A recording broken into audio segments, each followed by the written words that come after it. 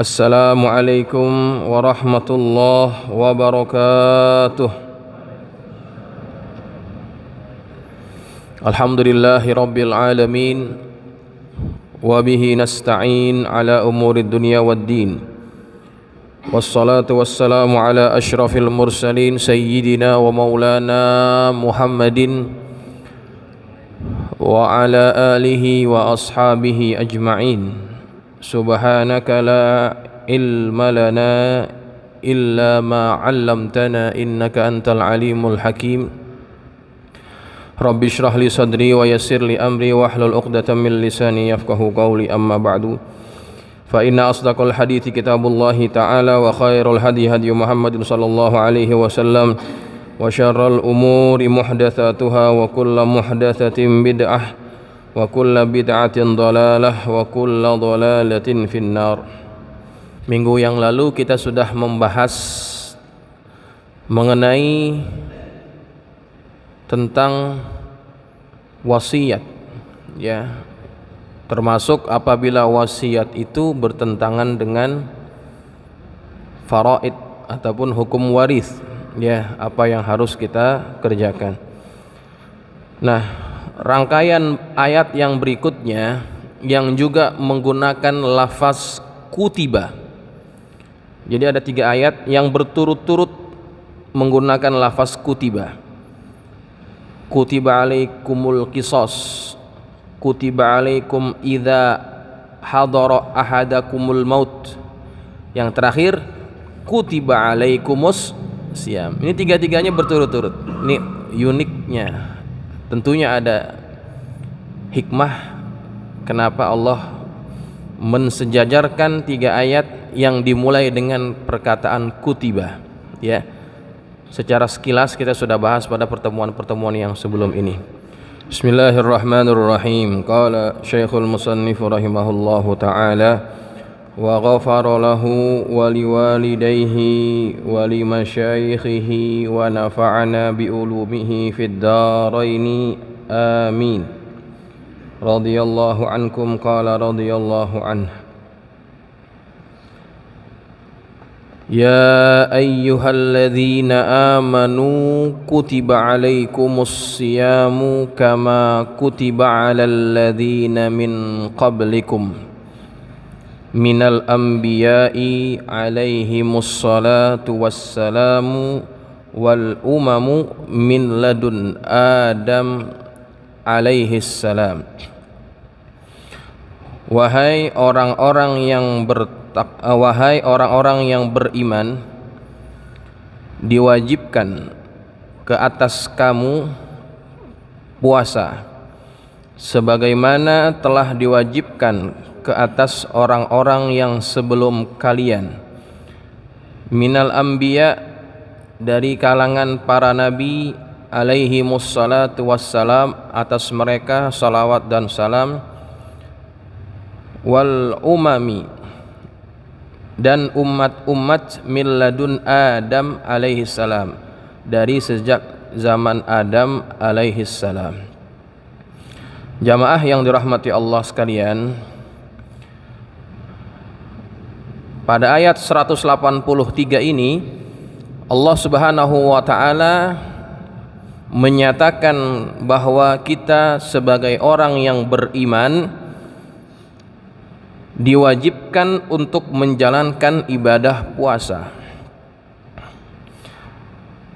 Khitab kepada ayat ini adalah khusus kepada orang-orang yang beriman saja. Berarti apabila ada seseorang yang mengaku beriman kemudian dia tidak menjalankan ibadah puasa, ada ketidaksempurnaan dalam iman yang ada pada diri mereka. Karena setiap orang yang beriman terkena taklif atau beban untuk menjalankan ibadah puasa. Setiap taklif yang Allah bebankan kepada kita secara tabiatnya itu tidak pernah bertentangan dengan kemampuan manusia itu sendiri. La yukallifullahu nafsan illa wus'aha. Maka setiap orang yang mengaku beriman, Allah berikan beban, tugas, kewajiban, ya. Maka itu merupakan bentuk pengabdian mereka dan sebagai bentuk nyata daripada keimanan yang ada pada diri mereka. Karena iman itu adalah sesuatu yang abstrak. Iman cuma ada di dalam hati kita, tetapi manifestasi daripada iman itu adalah sejauh mana ketaatan kita di dalam menjalankan kewajiban. Semakin kita taat, maka semakin baik kadar iman kita, ya, begitu. Maka ibadah puasa seperti ibadah-ibadah yang lainnya adalah ibadah yang hanya wajib dikerjakan kepada orang yang beriman kepada Allah. Kata Allah dalam pembukaan ayat ini bahwa puasa itu diwajibkan ke atas kita sebagaimana Allah telah wajibkan atas orang-orang yang sebelum kita. Minal anbiya'i, dari kalangan para nabi, wal umami, dan umat-umat sebelum kita, min ladun Adam, sejak zaman Adam. Berarti puasa itu adalah ibadah yang paling tua kalau dinisbatkan kepada Nabi Allah Adam alaihissalam. Dan memang kalau kita baca dalam kitab-kitab contohnya Al-Bidayah wan Nihayah, ya, memang ibadah puasa itu sudah dilakukan sejak zaman Nabi Adam. Sewaktu Nabi Adam alaihissalam melakukan kesalahan, Allah kan larang untuk mereka berdua, wala taqraba hadhis syajarah fatakuna minaz zalimin. Kemudian dilanggar larangan itu, maka kemudian dihukumlah Nabi Adam, terlucut semua pakaiannya. Fatafiqa yakhsifani alaihima min waraqil jannah. Keduanya merasa takut, merasa malu, kemudian diambil daun-daun yang ada di sekitar mereka untuk menutupi auratnya, ya. Nah, setelah melakukan kesalahan itu, kemudian Nabi Adam diturunkan oleh Allah ke dunia. Nabi Adam berkata kepada Allah, "Ya Allah, apakah saya masih bisa kembali lagi masuk ke dalam surga?" Apa kata Allah? Bisa. Ya. Makanya ada satu perkataan maqalah, hubbul watani minal iman. Hubbul watani minal iman. Ini bukan hadis. Cinta tanah air itu bagian daripada iman. Yang dimaksud waton di situ apa maksudnya? Apakah tanah air kita di mana kita dilahirkan di Indonesia, kalau kita orang Indonesia? Bukan. Yang dimaksud cinta tanah air bagian dari iman adalah tanah air di mana tempat berasalnya datuk nenek moyang kita dulu. Nabi Allah Adam itu tanah airnya di mana? Di surga. Maka cinta kepada tanah air, tempat di mana Nabi Adam itu diciptakan berasal, maka itu bagian daripada keimanan. Karena orang kalau mengejar tujuannya bahwa dia harus kembali ke dalam surga, itu pasti pada dirinya ada ciri-ciri keimanan, begitu. Cuma memang itu makna maqalah hubbul watani minal iman dilebarkan sehingga cinta tanah air di mana kita berada pun dianggap bagian daripada iman. Tapi maksud ulama yang mengatakan maqalah itu tanah air tempat berasalnya Nabi Adam, itu bagian dari iman, ya. Baik. Nah, ketika Nabi Adam berkata sedemikian, kemudian kata Allah, kamu bisa kembali lagi. Maka bagaimana caranya ya Allah? Nah, dalam masa tunggu itu Nabi Adam disuruh untuk berpuasa. Puasanya selama 30 hari. Setelah selesai 30 hari, ya, Nabi Adam alaihissalam merasa bau mulutnya itu tidak sedap. Maka diambillah sesuatu yang dapat menghilangkan bau mulutnya. Setelah dihilangkan bau mulut yang tidak sedap akibat berpuasa itu, keadaan itu rupa-rupanya membuat Allah malah tidak suka, ya. Karena apa? Bau mulut orang yang berpuasa, ya kan, itu lebih Allah cintai daripada bau minyak misik, kan begitu hadisnya. Dan itu terjadi pada Nabi Allah Adam alaihissalam.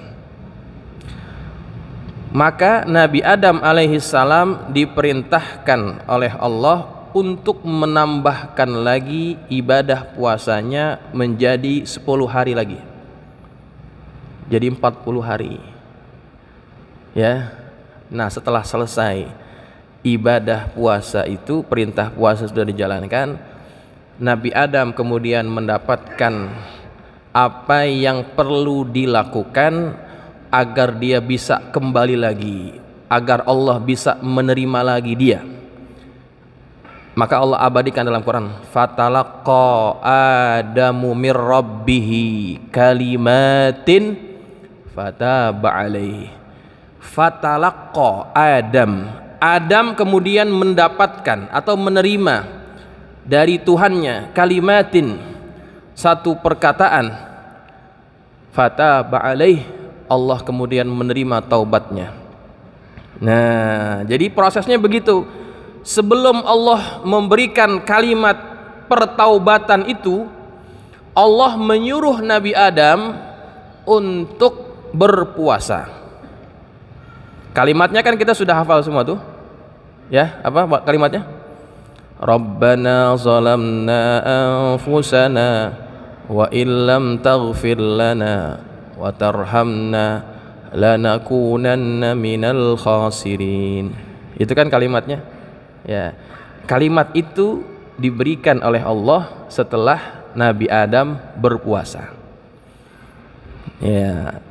Jadi ibadah puasa memang adalah ibadah yang paling tua dan bisa dijadikan juga sebagai satu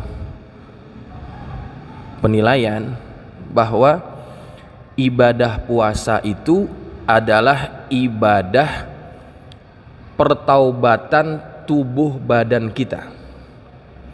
Nabi Adam sudah terlanjur makan pohon atau buah yang dilarang oleh Allah, maka dia puasa untuk membersihkan pengaruh-pengaruh dan kesan-kesan daripada makanan yang diharamkan Allah itu, ya. Maka ibadah puasa dia kan ibadah badaniyah, maka dia juga merupakan satu bentuk pertaubatan badan kita kepada Allah Subhanahu wa taala, ya. Itu sejarah ataupun riwayat berkaitan dengan puasa itu sudah dijalankan oleh orang sebelum kita ataupun umat sebelum kita. Setelah Nabi Adam itu nabi-nabi yang lainnya juga mereka menjalani ibadah puasa, ya. Sama seperti kita, cuman memang yang membedakan adalah waktunya, ya, waktunya. Baik jamaah yang dirahmati Allah, ketika Nabi Shallallahu Alaihi Wasallam sampai ke kota Madinah, waktu itu Nabi mendapati orang-orang Madinah, ataupun lebih tepatnya orang-orang Yahudi, mereka berpuasa setiap hari 10 Muharram atau hari Asyura.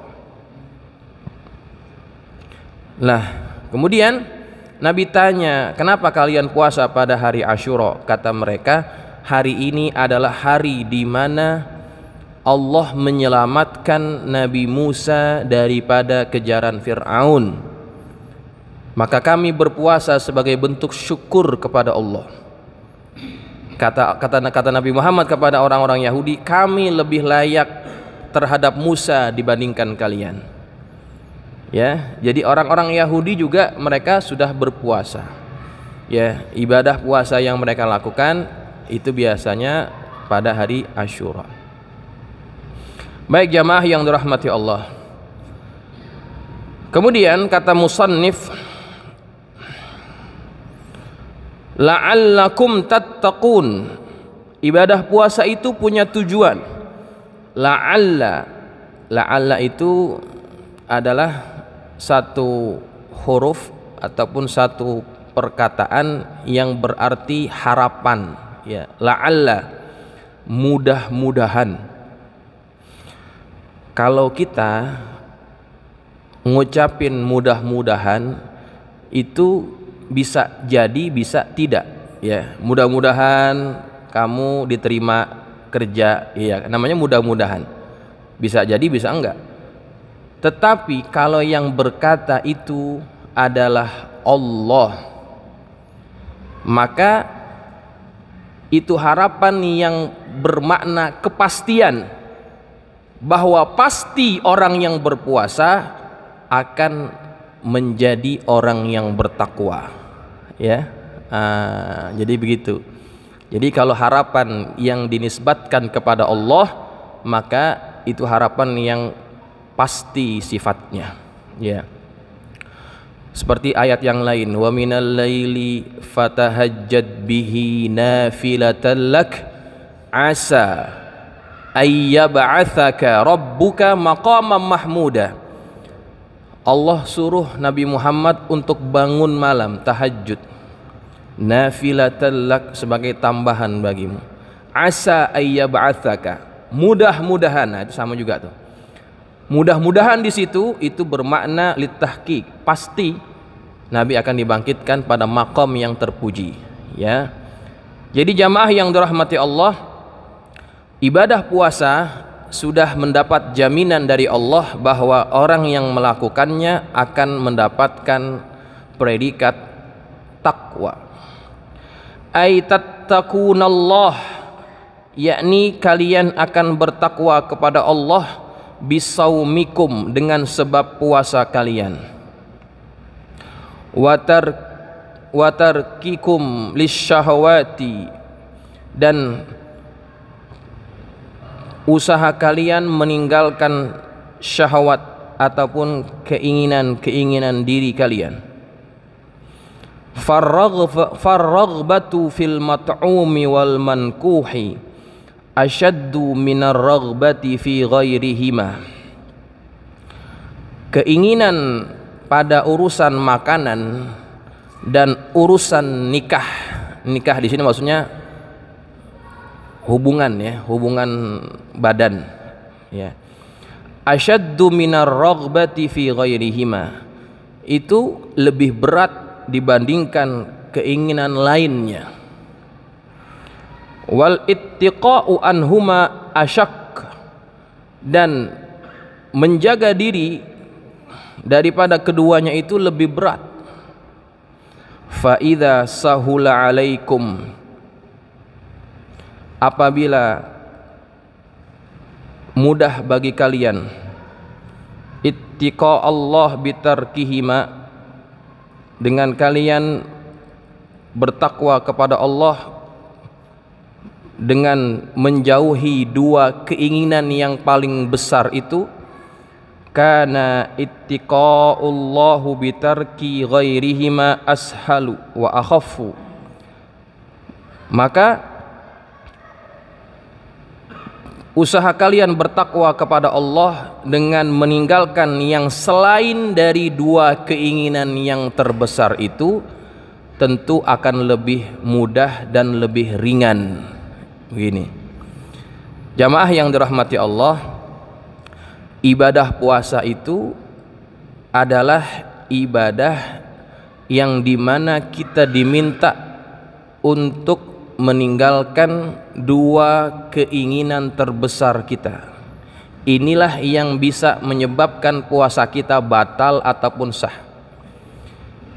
Kita diminta untuk meninggalkan makan dan minum, dan diminta untuk meninggalkan keinginan bersama dengan pasangan kita.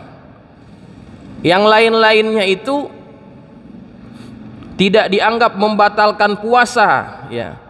Kalau yang dianggap membatalkan puasa, kalau kita makan minum dengan sengaja di siang hari ataupun bersama dengan pasangan kita di siang hari, itu bisa membatalkan puasa. Kenapa itu yang jadi ukuran? Makan dan minum dan juga berhubungan badan. Kata pengarang kitab, inilah dua keinginan, dua hasrat yang paling hebat dalam diri kita, yang paling berat untuk kita lawan dalam diri kita. Ketika orang mampu menahan yang paling berat, maka tentunya yang lain-lain akan lebih ringan. Ya, orang nggak punya duit masih bisa nahan, tapi jangan sampai nggak punya makanan. Orang bisa berantem, Pak, gara-gara nggak punya makanan, nggak punya minuman. Ya, maka ketika orang mampu menahan dirinya daripada keinginan yang paling berat ini, ya, maka syahwat-syahwat yang lainnya itu akan lebih mudah. Kita bisa lihat, ya, betapa hebatnya pengaruh makanan dan minuman dalam diri kita. Ketika orang itu banyak makan, pasti dia banyak minum. Ya, ketika orang banyak makan pasti banyak minum. Semakin orang banyak makan, semakin kuat naluri seksualnya. Betul atau tidak ini? Betul atau tidak? Ini betul-betul nih. Karena apa? Karena Nabi pernah berkata, barang siapa di antara kalian faman istata'a minkumul ba'ata falyatazawwaj, ya, barang siapa yang punya kemampuan maka hendaklah dia menikah. Kalau kamu nggak punya kemampuan untuk nikah, fa'alaika bis-shaum. Fa'alaika bis-shaum. Kalau kamu nggak punya duit buat nikah, maka puasa. Fa innahu wija, karena puasa itu adalah pemutus. Pemutus dari apa? Dari keinginan syahwat. Jadi ada kaitan tuh. Syahwat kita itu bisa semakin kuat kalau kita banyak makan. Maka begitu juga sebaliknya, kalau kita kurang makan maka syahwat kita semakin lemah. Yang mengatakan itu adalah Rasulullah. Dan kita bisa buktikan itu juga. Ketika orang lagi puasa, keinginan yang paling besar pada dirinya itu ngapain sebetulnya? Apakah berhubungan badan? Bukan. Itu jadi lemah semua-muanya, ya. Maka itu sangat efektif mengontrol keinginan syahwat kita. Nah, jadi antara makan, syahwat dan keinginan yang lain itu ada kaitan. Kalau kita mampu mengontrol yang paling kuat ini, makan dan minum, yang lain akan ngikut, ya, yang lain akan ngikut. Al-Imam An-Nawawi, pengarang kitab Al-Arba'in, Riyadhus Shalihin, Al-Majmu', ya, dan kitab-kitab yang lain yang besar-besar. Imam Asy-Syafi'i itu adalah ulama dalam mazhab Syafi'i yang hebat. Umurnya waktu meninggal 40 tahun. Umurnya pendek, tapi kitabnya itu hampir menjadi rujukan dalam setiap bidang keilmuan Islam. Kata ulama, menghitung umurnya yang pendek dengan kitabnya yang begitu panjang, mereka bisa membagi-bagikan seolah-olah sejak dari lahir sampai dia wafat, seolah-olah Imam Nawawi itu nulis helayan kitab satu hari 8 halaman. Saking banyaknya kitab yang dia karang dan umurnya yang pendek. Imam Nawawi memilih untuk tidak berkawin. Dia nggak kawin sampai mati. Kenapa dia tidak mau kawin? Karena dia lebih cinta kepada ilmu, dan dia tidak ingin ketika nanti dia menikah malah pasangannya itu terabaikan dengan sebab kecintaannya kepada ilmu, ingin berkhidmat hanya kepada ilmu. Manusia itu punya syahwat ingin berhubungan badan, semuanya, termasuk beliau. Lalu bagaimana dia memutuskan itu? Maka Al-Imam An-Nawawi itu seumur hidupnya dia selalu berpuasa. Dia tidak berpuasa hanya pada hari-hari yang dilarang. Ya, bayangkan. Maka tidak timbul keinginan syahwat ingin berhubungan badan. Karena apa? Dia selalu berpuasa. Dan makannya nggak banyak. Karena kata Imam Nawawi itu, orang kalau banyak makan, banyak minum. Ya kan? Betul nggak? Orang banyak makan, banyak minum. Kalau orang banyak minum, banyak apanya? Banyak tidurnya. Tuh. Maka Imam Nawawi betul-betul menjaga itu. Karena dia tidak mau banyak minum, makanya didikitin. Dia makan cuma pakai roti. Rotinya dipotong 2. Satu buat sahur, satu buat buka. Minumnya 1 gelas ini untuk 2 kali minum, sekali waktu sahur, sekali waktu buka. Bisa begitu,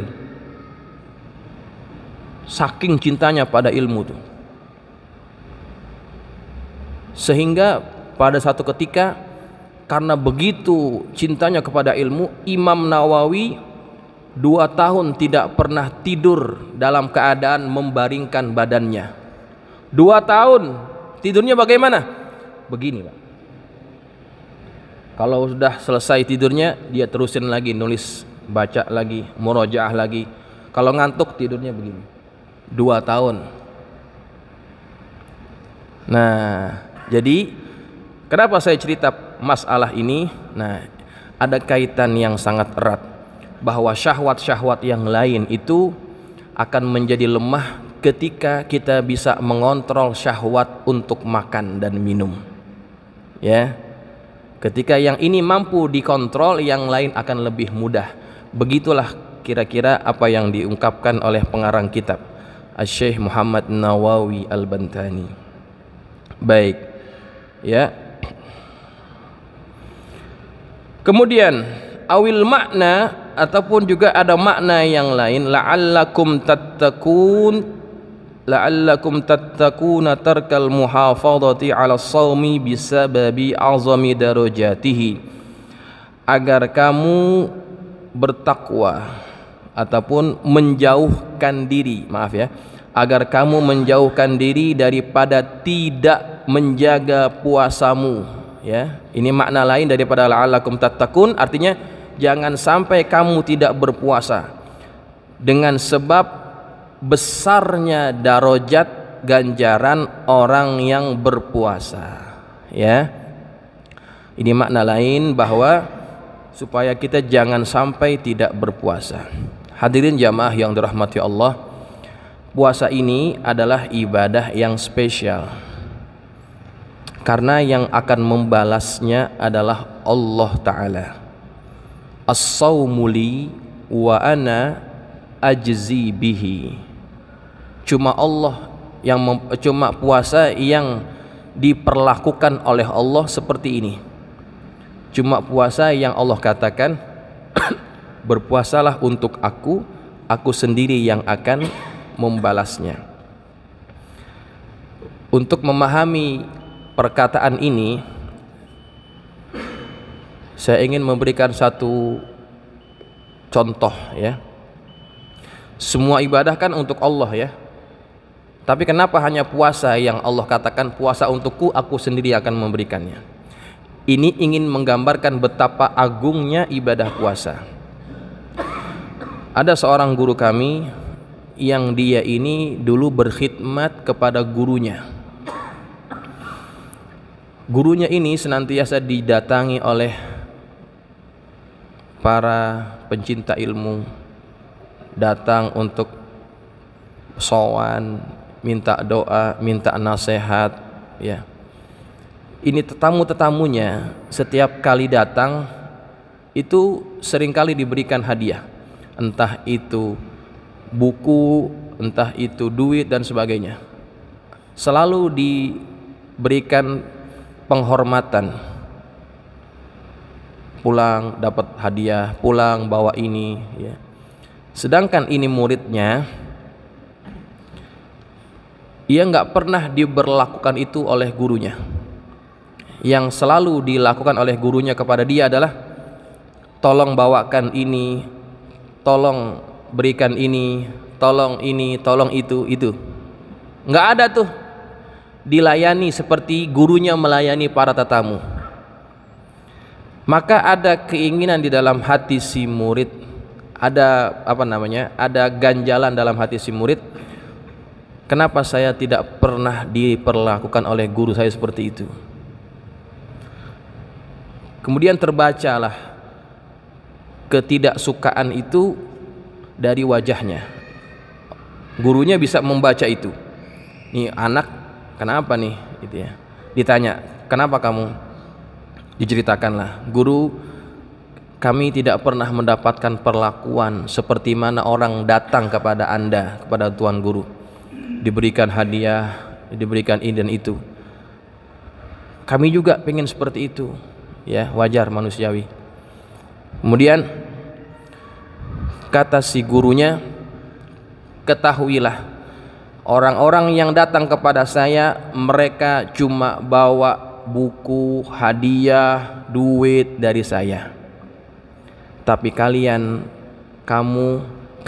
bawa saya, kalian dapat saya. Tuh. Yang mana yang lebih besar kira-kira? Hadiah itu. Kalau orang lain cuma dapat kitab, duit, sorban dan sebagainya, padahal dia datang untuk berjumpa siapa? Ini tuan guru, tapi dia nggak dapat itu. Sedangkan ini murid, dia berkhidmat kepada gurunya. Kemudian gurunya berkata, kamu akan dapat saya. Tuh, artinya apa?